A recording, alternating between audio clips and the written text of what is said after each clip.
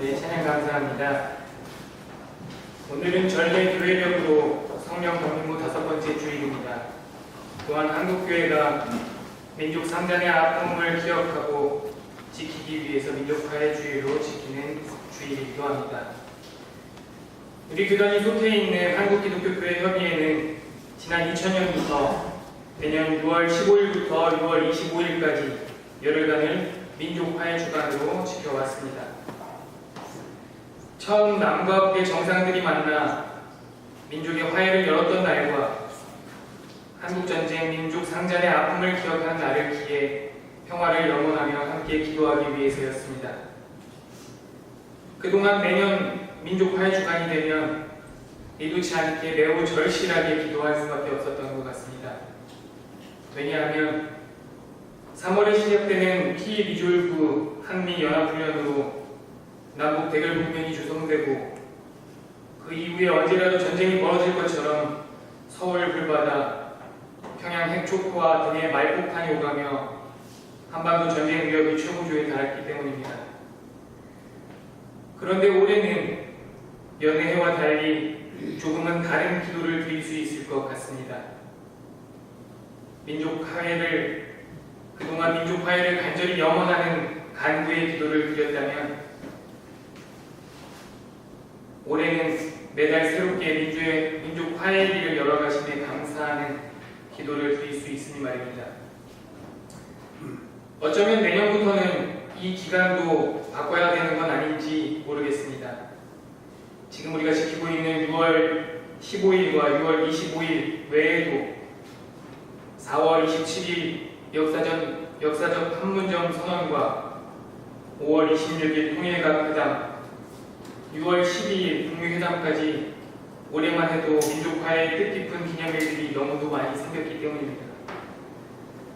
거기에다가 지난 금요일에는 모처럼 70년 분단의 상처를 안고 살아가는 이산가족들의 상봉행사가 8월 20일에 금강산에서 개최되기로 했다는 소식이 전해졌습니다. 73년의 오랜 분단 세월이 지나는 동안 이제 생존한 남한의 이산가족이 5만 6천여 명에 불과할 정도로 많이 줄었습니다. 또한 대부분 고령화되어 이번 이산가족 상봉 행사는 더욱 그 의미가 큽니다. 얼마 전 있었던 6월 12일 북미회담에 이어서 7월 27일 정전 협정일에는 종전선언이, 8월 15일 광복절에는 이산가족 상봉이, 그리고 9월 남북체육문화행사와 경제교류가, 그리고 10월, 11월, 12월에 이르기까지 매달 좋은 결실로 이어지기를 소망합니다. 네. 그래서 올해는 뜻깊은 민족화해 주간이 아니라 역사적인 민족화해 해로 기념하게 되기를 소망합니다. 여담입니다만 이번 민족화해 주일 설교를 준비하면서 저 개인적으로는 남다른 감회가 있었습니다.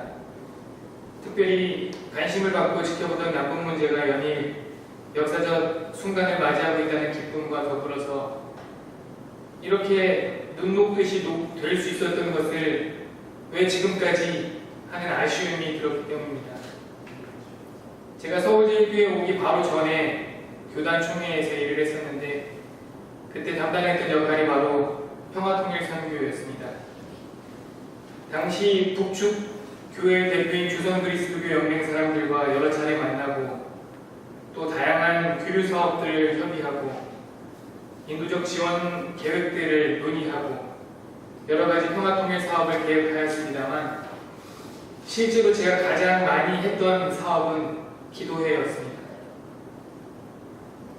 제가 처음 총회 사업을 시작한 게 2012년 12월 대선 직전이었으니까, 그리고 총회를 사임한 것이 2017년 1월 탄핵정국이었으니까 안타깝게도 정확하게 박근혜 정권의 임기와 같이 총회 생활을 하게 되었습니다. 그러다 보니 지금처럼 화해 무드 가운데 교류 사업을 진행하기보다는 늘상 일촉즉발의 전쟁 위협을 중단하는 기도회를 개최하는 것이 제 임무였습니다. 독일 통일의 물꼬를 열었던 라이프치히의 니콜라이 교회의 평화기도회, 그 기도회를 모델로 해서 2014년부터는 아예 매주 월요일마다 남과 북의 화해와 통일을 위한 평화통일 월요기도회를 개최했습니다. 매주 월요일 예배를 드리는 평화통일 교회가 하나 생긴 셈이었습니다. 민족화해가 열리는 그날 평양에서 남과 북이 함께 기도회를 열자고 하였는데 아쉽게도 제가 함께 할 수 없어서 개인적으로 너무 아쉽지만 이제 실현이 가능하게 된 현실이 된 것 같아서 한편으로는 매우 기쁩니다. 그래도 머지않아 열리게 될 이 남북교회 공동 행사에 꼭 우리 교회 식구들이 함께 참여해서 함께 기쁨을 나눴으면 좋겠습니다. 서두가 길었습니다. 오늘 우리가 함께 읽은 본문은 창세기에 나온 야곱과 에서의 이야기입니다. 형의 장자권을 훔쳐 달아난 야곱이 외삼촌 라반의 집에서 오랜 세월 고된 생활을 끝내고 고향으로 돌아오기 위해 형 에서를 만나 화해하는 장면입니다. 오늘 본문을 보면 마치 4월 평전선언에서 남북 정상이 만났던 장면이 오버랩됩니다. 그러나 본문인 33장의 훈훈한 분위기와 달리 그 이전에 있는 32장을 보면 에서가 400명의 장정을 데리고 치러 오는 장면을 통해서 불안과 긴장이 고조되고 있는 갈등 상황임을 알 수 있습니다. 어쩌면 가인과 아벨의 형제 갈등과 같이 또 한 번의 살인극이 벌어질지도 모르는 상황이었습니다. 이러한 야곱과 에서의 두 형제 갈등은 일찍이 장자가 누릴 축복을 둘러싸고 시작되었습니다. 성서는 이 형제들 간의 갈등이 이미 태중에서부터 시작되었다고 말합니다. 우리가 잘 아는 창세기의 모든 이야기를 통틀어서 아주 특이한 공통점이 있습니다. 혹시 그것이 무엇인지 아십니까? 그것은 바로 모두 형제들의 갈등의 이야기를 담고 있다는 것입니다. 인류 최초의 가정인 아담과 하와 사이에서 태어난 가인과 아벨은 형제 간의 갈등을 넘어서 피로 물들인 살인극으로 끝났습니다. 노아의 홍수 이후에는 그의 자녀들의 셈과 함과 야벳도 아버지의 벌거벗은 몸과 관련해서 종과 주인으로 운명이 갈리게 되고 갈등 관계로 헤어지게 됩니다. 또한 민족의 조상 아브라함에게서도 역시 그의 아들 이삭과 이스마엘의 갈등이 나타나고 오늘까지 기독교와 이슬람의 종교 분쟁의 씨앗으로 남아 있습니다.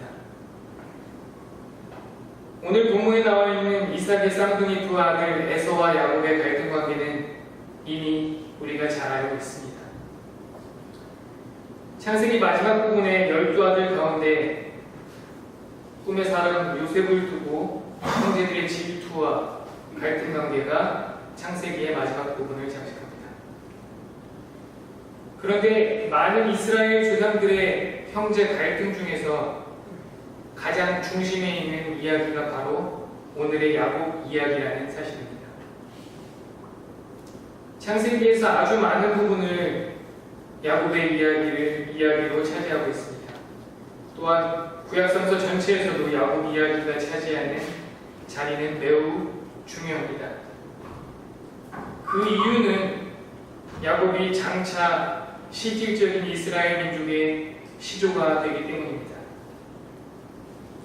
그렇다면 인류의 시작과 이스라엘 민족의 조상들의 이야기를 그리고 있는 창세기가 왜 이토록 가정의 불화와 형제 간의 미움과 대립, 싸움을 반복해서 그리고 있는 것일까요? 이 사실을 알기 위해서는 먼저 창세기의 많은 이야기들이 이미 이스라엘과 이방 민족들의 대립과 반목 상황 속에서 나온 후대의 작품이라는 사실을 염두에 두어야 합니다.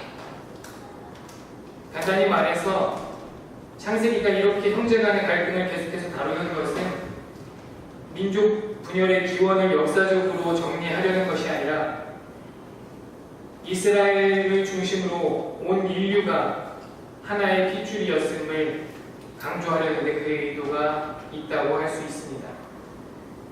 즉 이미 대립과 반목 상황에 있던 이스라엘과 이방 민족이 하나의 핏줄임을 그들의 신앙을 통해 고백함으로써 화해의 길을 모색한다는 말입니다. 12개의 소예언서 중에 가장 짧은 오바댜의 예언을 살펴보면 이러한 구약성서의 신앙관이 무엇인지를 잘 알 수 있습니다. 예언서 오바댜는 에서의 후예인 에돔을 심판하는 예언의 메시지입니다. 오늘 야곱과 에서의 화해 장면과는 정반대의 상황입니다. 그런데 그 심판의 이유가 아주 독특합니다. 그것은 바로 형제인 이스라엘의 고통을, 이스라엘의 아픔을 방관했다는 것입니다. 오바댜 1장 10절에서 12절의 말씀을 제가 공부하겠습니다. 내 아우 야곱에게 저지른 그 폭력 때문에 내가 치욕을 당할 것이며 아주 망할 것이다. 내가 멀리 서서 구경만 하던 그날 이방인이 야곱의 재물을 유탄하며 외족들이 그의 문으로 들어와서 제비를 뽑고 예루살렘을 나눠 가질 때도 너도 그들과 함께였다. 내 형제의 날, 그가 재난을 받던 날에 너는 방관하지 않았어야 했다. 유다 자손이 몰락하던 그날, 너는 그들을 보면서 기뻐하지 않았어야 했다. 그가 고난받는 그날, 너는 입을 크게 벌리고 웃지 않았어야 했다. 이것이 바로 오바댜서에 나오는 에돔의 심판의 이유입니다. 결국 창세기에 나온 형제 간의 갈등은 새로운 용서와 화해와 짝을 이루고 있다는 사실을 우리는 기억해야 합니다. 끊임없이 갈등 상황에 놓인 이스라엘과 주변 민족들 간의 화해의 길을 열어가기 위해 하나님의 계획의 말씀이 있다는 사실을 발견할 수 있습니다. 다시 오늘 본문의 야곱 이야기로 돌아가겠습니다. 창세기 32장은 이제 다음 날이면 자신을 죽이려고 하는 형 에서를 만나게 될 것을 두려워하며 잠을 이루지 못하는 야곱의 모습을 보여줍니다. 야곱은 홀로 깊은 시름에 잠깁니다. 그리고 장막을 떠나서 야복강 마루터에 앉아 한밤을 지새웁니다. 그때 천사가 나타나 야곱과 씨름하는 이야기가 나옵니다. 그러자 공이 터와 떠나려고 하는 천사를 붙잡고 자신을 축복해달라는 야곱에게 천사는 그의 이름을 이스라엘이라고 붙여줍니다. 야곱은 천사와 헤어진 뒤에야 그가 하나님이었다는 것을 깨닫고 그곳의 이름을 브니엘이라고 부릅니다. 이 브니엘이라는 말은 하나님의 얼굴이라는 뜻입니다. 성서의 기자는 이 장면을 매우 소중하게 다루고 있음을 보도할 수 있습니다. 하나님의 얼굴 브니엘을 보았던 야곱은 이제 창세기 33장에서 자기를 보면 죽일 것이라고 알았던 형 에서를 만나러 갑니다. 그런데 어찌된 일입니까? 형제간의 살인으로 피로 물들일 현장은 정작 형제간의 눈물의 장이 됩니다. 둘은 서로 껴안고 입을 맞추며 펑펑 웁니다. 자신의 죽음을 명하기 위해 미리 형에게 보냈던 온갖 재물이 자신을 죽임으로부터 구해준 것이 아닙니다. 지금까지의 모든 반목과 불신과 미움은 끊을 수 없는 형제간의 핏줄로 인해 모두 사라집니다. 오늘 성서가 전하고자 하는 핵심은 바로 마지막 야곱이 형 에서에게 하는 말에 있습니다. 33장 10절에서 야곱은 형 에서를 껴안고 이렇게 말합니다. 형님의 얼굴을 뵙는 것이 하나님의 얼굴을 뵙는 듯 합니다. 라고 말합니다. 우리말에 얼굴에 다 쓰여 있다라는 말이 있습니다. 사람의 마음이 얼굴에 나타난다는 말입니다. 상대의 환한 얼굴을 보면 자신의 마음이 환해지기도 하고, 또한 환한 얼굴은 상대의 노함을 가라앉히기도 합니다. 그래서 옛말에 웃는 얼굴에 침 못 뱉는다는 우리의 속담이 있습니다. 옛 이스라엘 사람들도 얼굴은 모든 이들의 마음의 표현이라고 여겼습니다. 특히 성서의 기자들은 종종 하나님의 마음을 그의 얼굴로 표현했습니다. 하나님의 저주는 곧 그가 자신의 얼굴을 돌렸기 때문이며, 이와 반대로 하나님의 은혜와 축복은 하나님이 당신의 얼굴을 당신의 백성들을 향하여 보았기 때문이라고 말하고 있습니다. 하나님의 얼굴이 우리를 비추기도 한다는 말은 우리가 하나님의 얼굴을 뵌다는 말일 수도 있습니다. 그런데 한편으로는 전통적으로 이스라엘 백성들은 하나님의 얼굴을 본다는 것이 곧 죽음을 의미했습니다. 그래서 모세가 하나님 산에 오를 때 백성들은 하나님을 보면 죽을까 두려워 산 아래 머물게, 선지자 이사야가 소명을 받을 때에도 그가 하나님을 본 이유로 두려워하는 장면이 나오게 됩니다. 야곱은 형 에서를 만나면 죽을 것이라고 알았고 두려워했습니다. 그런 그에게 하나님께서 나타나셨습니다. 하나님의 얼굴을 마주대했던 야곱은 이스라엘 전승을 따라 하나님의 얼굴을 보면 죽을 줄 알았던 자신이 죽지 않았음을 알고 놀랍니다. 그리고 죽음이 생명으로 바뀐 그 자리의 이름을 분이엘, 하나님의 얼굴이라고 이름 붙입니다. 이어서 그와 동일한 사건이 형 에서와 만나는 장면에서 재현됩니다. 형 에서의 얼굴을 보는 날이 죽는 날인 줄만 알았던 야곱에게 찾아온 것은 죽음이 아니라 화해였고 뜨거운 형제간의 사랑이었습니다. 그래서 형 에서의 얼굴을 보고 하나님의 얼굴을 보는 것이라고 말하였습니다. 하나님의 얼굴을 본 그 자리에 분이엘은 미움이 변하여 사랑으로, 불신이 변하여 믿음으로, 나아가 화해와 용서를 이룬 형과의 만남의 자리와 동일시되고 있는 것입니다. 하나님의 얼굴을 보는 자리는 하나님의 은혜와 축복이 넘치는 자리입니다. 그것은 미움이 변하여 사랑이 이루어지는 자리이며, 반목과 불신이 변하여 믿음과 화해와 일치를 이루는 자리입니다. 서두에 말씀드린 대로 오늘 우리는 남북 분단을 걷어내는 새로운 역사를 쌓아내려가고 있습니다. 올해 초 평창 올림픽을 시작으로 이미 2차례나 남북 정상에 오가며 큰 걸음의 합의를 이루었고, 북미 회담에서는 비핵화 논의, 한미 훈련 중단, 북미 적대 관계 창산, 그리고 종전선언까지 많은 주제들이 논의되었습니다. 막혔던 하수도 관이 뚫리듯이 그동안 단절된 70년의 시간을 만회하려는 듯 아주 빠르게 진행되고 있음을 볼 수 있습니다. 그러나 최근 빠르게 변화하는 남북관계만큼이나 우리의 감정 문제가 쉽게 해결될 수 있을지 걱정이 됩니다. 지난 5월, 6월 회고에 정의숙 장로님께서 건건에서 말씀하셨듯이 우리는 반공 이데올로기에 오랜 시간 자리 잡혀 있었습니다. 우리 의식 가운데 사로잡힌 분단적 사고는 하루아침에 해소되지 않습니다. 더구나 분단의 아픔을 직접 경험하신 분들은 그 상처를 지우기가 더더욱 어렵습니다. 한 가지 예로 몇 해 전에 이화여대 명예교수이신 서광순 박사님을 모시고 88 선언의 초안을 작성하신 뒷이야기를 듣는 자리에 참여하였습니다. 평생 통일운동을 위해 헌신해 오신 박사님께서 전쟁을 경험한 자신이 죽기 전까지 용서를 위해 부단히 노력해야만 한다고 말씀하신 것에 마음이 쓰였습니다.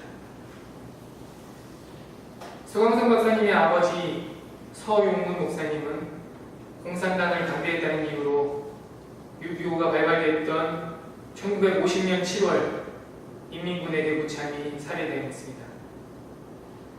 당시 19살 청년이었던 박사님은 부친의 처참한 죽음을 붙잡고 분노의 경험을 아직까지 기억하고 있다고 말씀하셨습니다. 그러면서 우리 아이들이 살아갈 이 땅에서는 그 어떤 일이 있어도 전쟁만은 안 된다고 되풀이해서 말씀하셨습니다. 그랬던 그가 1986년 제네바에서 남북교회가 처음으로 만나는 자리에 참여하였습니다.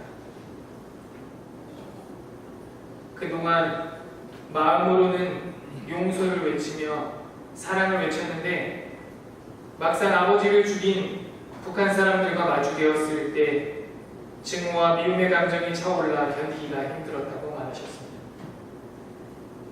당장이라도 찾아가서 땅바닥에 내팽개치고 싶은 마음을 꾹꾹 누르며 2박 3일 동안 밤샘 갈등과 씨름을 벌이셨습니다. 결국 남북교회 대표자들이 헤어지게 되는 마지막 날 예배를 드리고 함께 성찬을 나누는 그 자리에서 오늘 야곱과 에서와 같이 서로 부둥켜 안고 한참을 울며 화해와 용서의 자리를 가졌답니다. 그 후로 서광석 박사님은 통일운동에 전념하실 수 있었다고 하셨습니다. 서광석 박사님의 경험은 많은 것들을 시사합니다. 미움과 증오를 사랑으로 바꾸기 위해서는 얼마나 많은 몸부림이 있어야 하고 또 여전히 지금도 그 아픈 상처를 떠올리며 화해의 시간을 갖고 있어야 하는지 우리는 기억해야 합니다. 이제 우리는 우리 안에 자리 잡고 있는 미움과 적대, 편견과 경계를 벗어내고 화해하는 연습을 해야 합니다. 화해의 일꾼으로 부름받은 기독교 신앙인들은 더욱 그렇게 해야 합니다.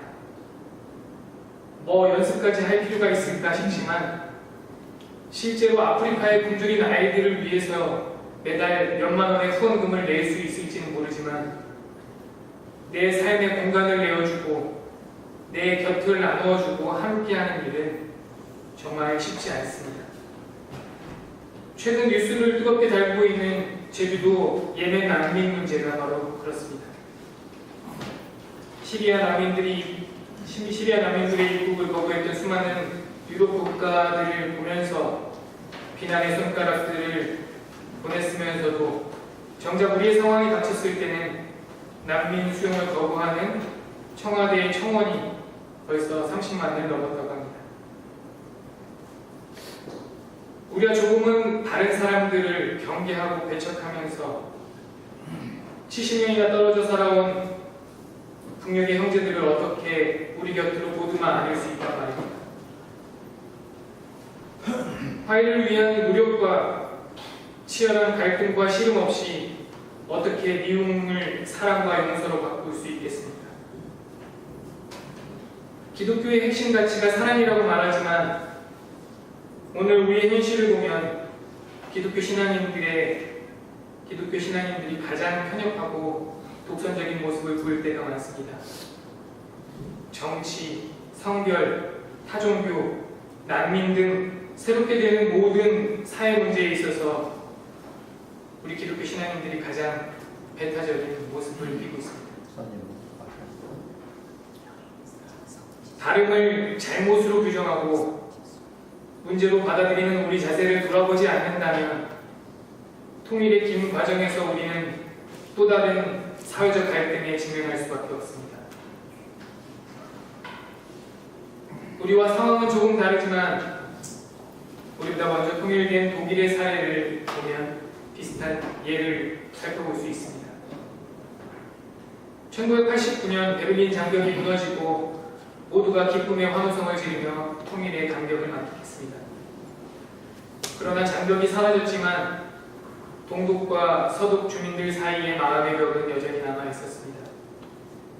서독 사람들은 동독 사람들을 게으른 돼지라고 부르며 무시했고, 동독 사람들은 서독 사람을 보며 수전노, 즉 돈을 지키는 노예처럼 아주 인색한 사람이라고 얕잡아봤습니다.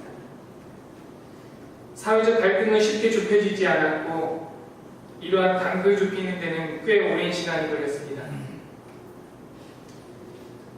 이러한 가운데 1998년 설립된 한 민간단체의 노력이 눈여겨 보여집니다. 독일의 동서꾸럼이라는 민간단체입니다. 이 민간단체는 화해를 위한 대화 모임을 시작합니다. 그 모임은 매달 서로 다른 이력을 가진 10명의 사람들을 초대해서 2박 3일간의 일정 동안 자신의 살아온 이야기를 함께 나누는 생애교환 프로그램을 진행하였습니다.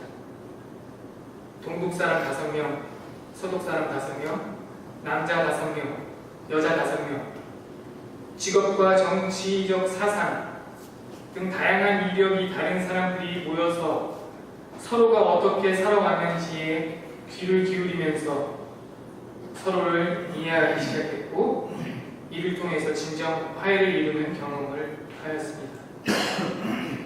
이 모임은 20년이 지난 지금까지 계속되고 있으며, 지금까지 약 2,500명의 사람들이 이곳을 다녀가서 독일의 사회 통합을 위해서 역할을 감당하고 있다고 합니다.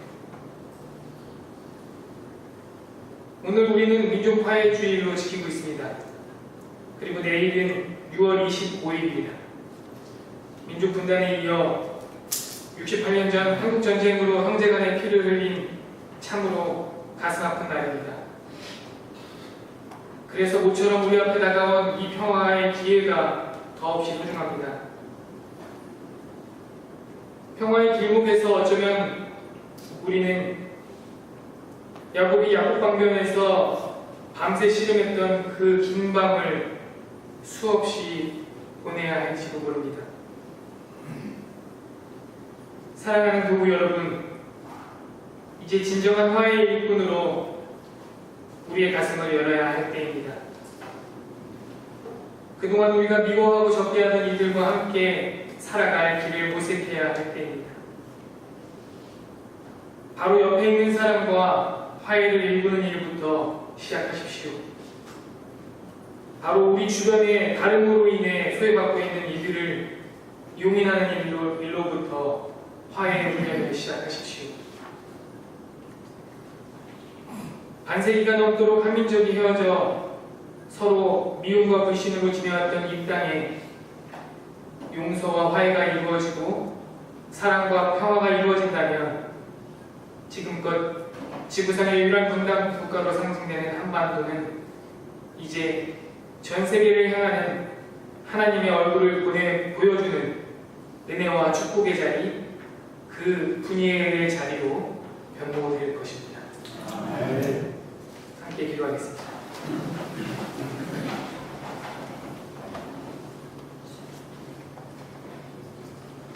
평화의 하나님, 새 시대가 밝아오고 있지만 아직 평화는 멀리 있습니다. 그 어떤 무엇도 새롭게 열리는 평화의 길을 가로막지 못하게 인도하여 주옵소서. 그 어떤 누구도 감히 하나님이 만드신 세상을 위협하지 못하게 지켜주옵소서. 그 어떤 무기도 하나님이 만드신 동산을 해치지 못하도록 막아주옵소서. 우리 마음속에 아직도 진정한 용서와 화해가 부족합니다. 먼저 우리 안에 자리 잡고 있는 미움과 편견들이 무너지게 하시고 사랑과 평화가 자리 잡게 하옵소서. 누구도 정죄하지 않고 누구도 미워하지 않고 뜨거운 가슴으로 힘차게 껴안게 하옵소서. 두려운 마음으로 에서를 만나러 가던 야곱에게 분이엘의 아침 햇살을 환하게 비춰주신 것처럼 오늘 민족화해주의를 계기로 우리의 삶이 화해를 통해 환히 비추시는 하나님의 얼굴을 만나게 하옵소서. 막힌 나무로 화해의 길을 열어가시는 예수 그리스도의 이름으로 간절히 기도드립니다.